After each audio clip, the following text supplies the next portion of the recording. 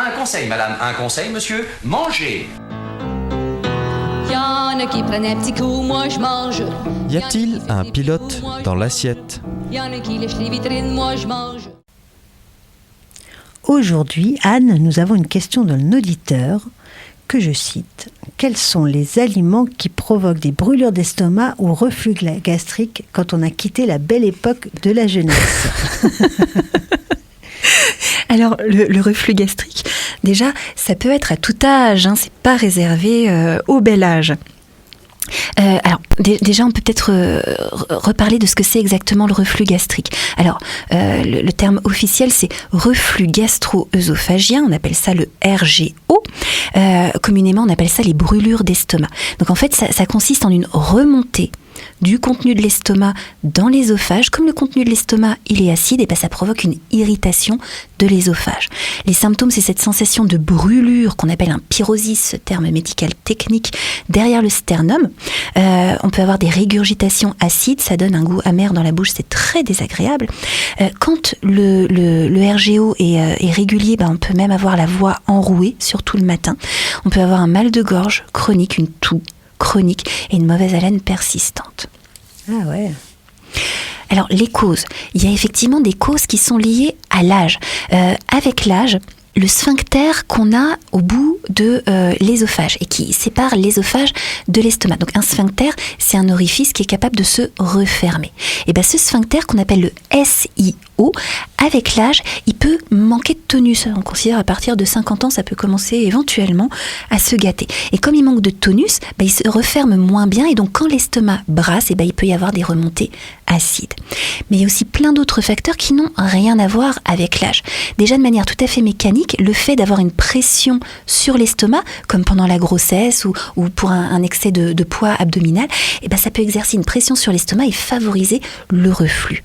Il y a aussi une déformation de l'estomac qu'on appelle la hernie hiatale et qui peut favoriser le reflux. Alors, la hernie hiatale, normalement, l'estomac, il est bien calé sous le diaphragme. Et l'œsophage, il passe par l'orifice du diaphragme et ensuite, le tube digestif s'élargit pour devenir l'estomac.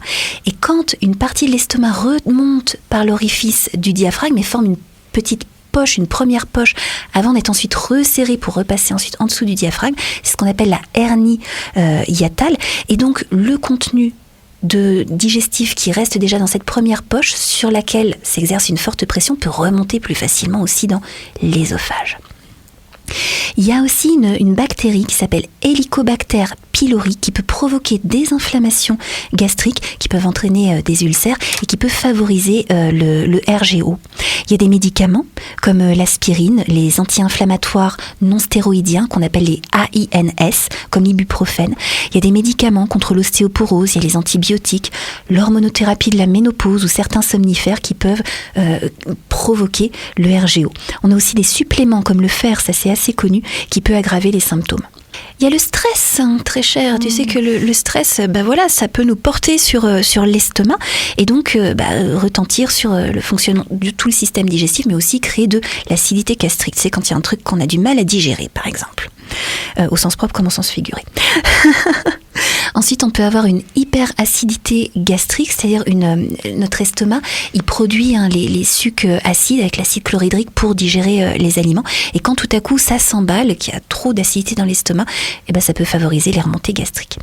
Et puis aussi, on a le tabac avec la nicotine, donc tabac, que ce soit les cigarettes, les cigares, la pipe, parce que la nicotine, elle entraîne justement un relâchement du fameux SIO, le sphincter inférieur de l'œsophage, et évidemment, ça facilite le reflux. Et le petit café qui va avec le tabac, lui aussi, ça arrange pas vraiment ?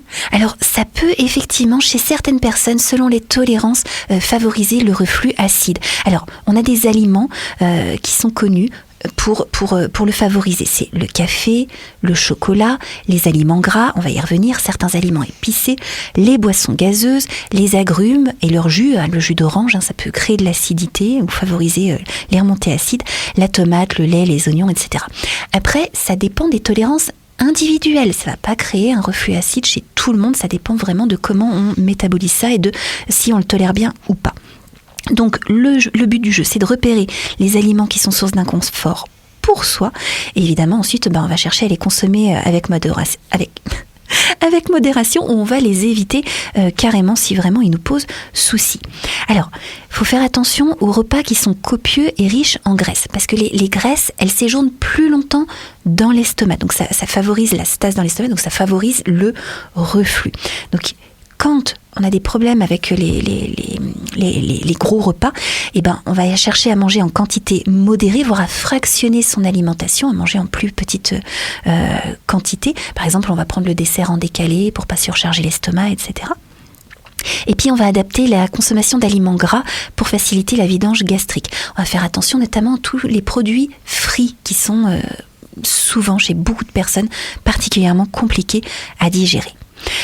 Parmi les aliments qui favorisent le reflux gastrique, il pourrait y avoir aussi la menthe. Alors la menthe verte, la menthe poivrée, parce qu'elle favoriserait un relâchement du sphincter inférieur de l'ésophage. Donc on peut vérifier sa tolérance si on est habitué à en consommer régulièrement en tisane, en feuilles à mâcher, dans des bonbons aussi, etc. Et puis si on s'aperçoit que en l'évitant ça va mieux, on continue à l'éviter. Et puis, the last but not the least, il y a l'alcool. Parce que l'alcool augmente la sécrétion acide dans l'estomac et donc ça peut aggraver le reflux. Alors, entendons-nous bien, le vin, bien sûr, et l'alcool. La bière contient de l'alcool, en plus d'être pétillante, donc potentiellement favoriser le reflux. Et puis tout ce qui est apéritif et digestif. Même le petit coup de pouce de fin de repas. Alors. Mais le petit coup de pouce de fin de repas, il va pas toujours aider à digérer. Si j'ai une hyperacidité gastrique, par exemple. Donc, on s'écoute et puis on essaye de prendre soin de soi. Et que nous conseillerais-tu comme des petites astuces alors par rapport à ce syndrome du reflux gastrique? Oui, il y a d'autres petites astuces, outre effectivement faire attention à ses tolérances alimentaires. C'est, comme surprise, manger lentement et mastiquer soigneusement. On en a abondamment parlé dans une précédente chronique. Donc si je mastique pas soigneusement, les aliments restent plus longtemps dans l'estomac, donc forcément il y a plus de risques que ça remonte. On peut faire attention aussi à des facteurs mécaniques, par exemple les vêtements et les ceintures. Il ne faut pas les porter trop serrés parce que ça exerce une pression sur l'estomac. Ça a l'air tout bête, mais on n'y pense pas toujours, donc c'est important. Et puis aussi, on va éviter de s'allonger immédiatement après avoir mangé, parce que si on s'allonge, il n'y a pas la force de gravité, forcément, donc ça favorise le reflux. Donc on va favoriser au pire une position semi-assise si on a besoin de se reposer. Donc semi-assise, on est un peu penché en arrière, on n'est pas tout droit, mais on est un peu calé. Ah oui, tu nous enlèves pas la sieste quand même. Non, au contraire. Mais non, bien sûr que non. Alors maintenant, si idéalement on peut manger 2 heures avant la sieste ou 2 heures avant d'aller se coucher le soir, c'est sûr que la vidange gastrique aura eu le temps de se faire. Mais sinon, position semi-assise ou surélever la tête de lit, des gros coussins, etc. Et puis voilà, il y a moins de risques de faire ce reflux.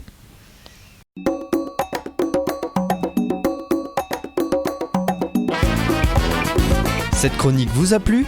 Alors participez-y en posant vos questions à Anne-Claude à l'adresse contact@radioalto.info.